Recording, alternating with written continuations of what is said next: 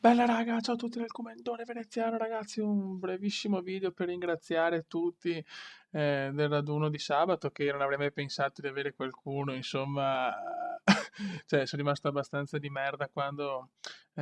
soprattutto il primo, che saluto Carlo, che mi ha detto ciao, tu sei il Comenda, no, sono rimasto veramente basito perché non avendo neanche avendo fatto pochissimi video con la webcam, insomma, è vero che mi conoscete un po' che dal profilo mio personale di Facebook, dove là ho tutte le mie foto con una ragazza, amici, eccetera. Però veramente era dura e ho fatto addirittura 4 foto, su qua ne ho 3, ma una non mi è arrivata. Allora ho detto, eh,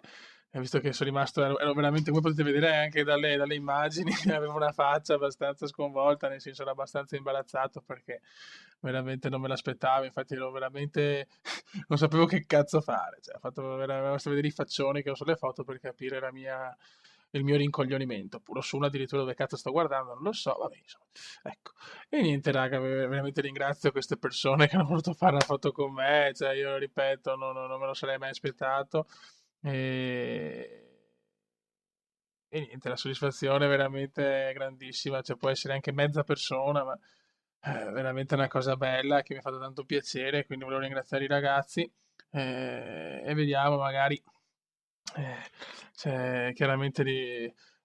avere la webcam vuol dire avere anche un riscontro maggiore, nel senso, magari metto la webcam e dopo vado, non so, al Games Week, magari al posto, senza webcam 3 persone mi possono riconoscere, con la webcam magari 10, ma comunque anche una persona veramente mi ha aperto il cuore perché non me l'aspettavo e sono rimasto veramente sorpreso ma anche felice. Buono raga, ringrazio tutti, un saluto al comandante veneziano, ciao!